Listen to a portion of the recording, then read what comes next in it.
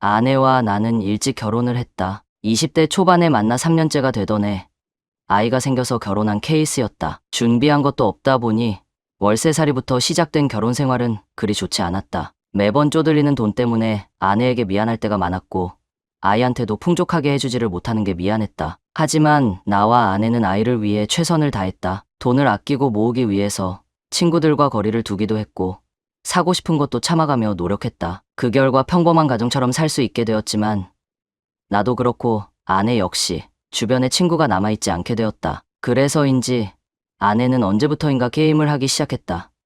집에 있으면 외로워서 참기 힘들다는 게 이유였다. 게임을 한다고 해서 내가 불만을 가진 것도 아니었다.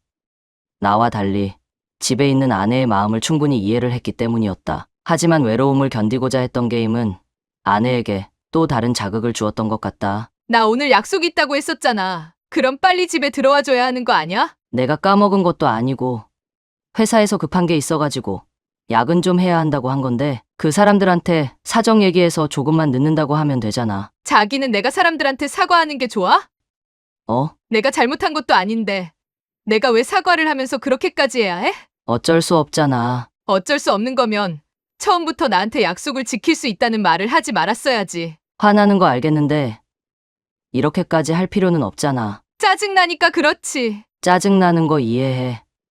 하지만 사정 얘기하면은 그 사람들도 충분히 이해할 거야. 그건 네 생각인 거고. 알았어. 최대한 내가 빨리 끝내고 약속 장소로 내가 데려다 줄게. 그러니까 사람들한테 조금만 기다려달라고 해. 아내가 이렇게 화낸 건 게임하는 사람들과의 모임 약속 때문이었다. 처음 나갔을 때는 불안해하더니 한번 갔다 오고 나서는 다른 게임을 해도 쉽게 나가기 시작한 거였다. 직장 동료들은 아내를 그런 곳에 보내는 게 걱정 안 되냐고도 했지만 나는 아내를 믿었다. 집에 아이도 있는데 다른 목적으로 나갈 거라고는 상상조차 안 되었기 때문이었다. 아내 역시 내 믿음과 반대되는 모습을 보여주지는 않았지만 문제는 만나는 사람들이었다. 아내가 그 사람들에게 무슨 말을 했는지 그리고 그 사람들이 아내에게 무슨 말을 했는지는 모르겠지만 아내가 나한테 집을 나가고 싶다고 했기 때문이었다. 왜 집을 나가겠다는 거야? 내가 언제 자기가 하고 싶어 하는 거 하지 말라고 한 적 있어? 나는 그런 부분이 아니라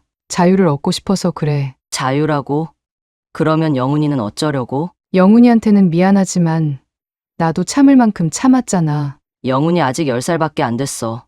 그런데 무슨 참을 만큼 참았다고 그래? 앞으로 영훈이가 어떻게 돼도 자기는 상관 안 하겠다는 거야? 나도 견뎌보려고 했어. 근데 그게 안 되는 걸 나보고 어떡하라고. 나는 지금 여기 있는 것만으로도 답답하고 짜증도 나. 그러면 여행을 다녀와. 그건 내가 이해를 할 테니까. 그거 한번 갔다 온다고 내 인생이 달라져? 자기야. 나는 나갈 생각이니까.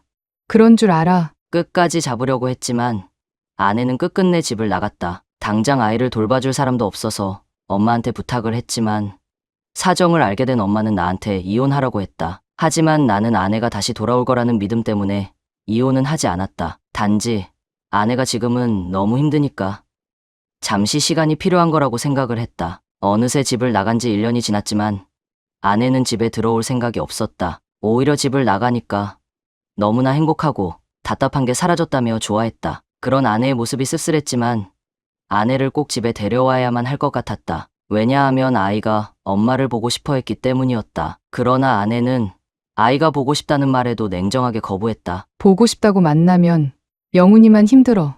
왜 그래? 자기는 영훈이 안 보고 싶어? 나도 보고는 싶지.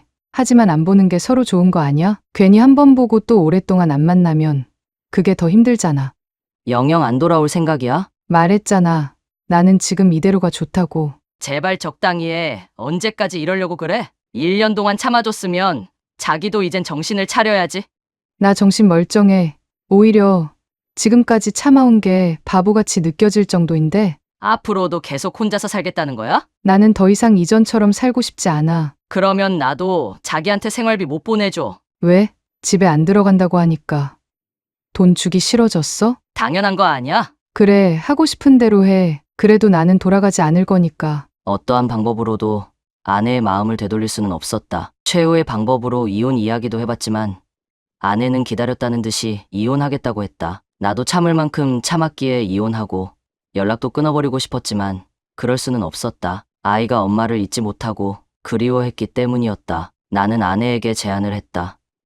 지금처럼 금전 지원을 해주는 대신에 한 번씩이라도 아이 좀 만나달라고 말이다. 그러자 아내는 조건을 들어주는 대신 이혼은 해야 한다고 말했다. 자기도 이제는 편안한 상태에서 사랑하는 사람과 살고 싶다는 게 이유였다. 이미 일이 이렇게 된 이상 아내가 원하는 요구 조건을 들어주기로 했다. 내가 이런 말 했다고. 오해하지 마. 남자가 있어서 이러는 거 아니니까. 알았으니까 뭐가 됐든 앞으로는 영훈이가 연락하면 좀 받아주고 보고 싶다고 하면 만나도 주고 그래. 알겠다고 그랬지? 그리고 괜히 영훈이한테 쓸데없는 소리 하지 마. 아직 이혼했다는 얘기도 안 했으니까.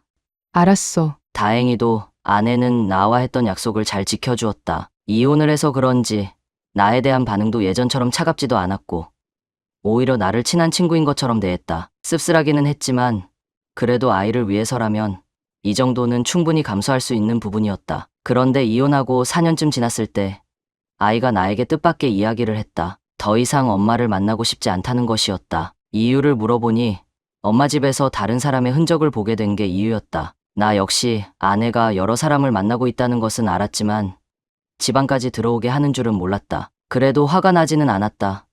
어떻게 아이에게 말해줘야 할지 몰랐는데 아이가 이해를 해줬기 때문이었다. 이젠 정리할 때가 된 것 같아. 영훈이도 다 알게 되었고 더 이상 엄마도 보기 싫대. 그래서 앞으로는 돈 안 주겠다고? 너는 지금 이 상황에서 돈 얘기를 하고 싶어? 정리하자고 한 사람이 누군데? 나는 지금이라도 자기 생각이 바뀌었는지 그걸 물어보고 싶은 거잖아. 이혼까지 한마당에 내가 왜 거기로 돌아갈 거라고 생각을 해?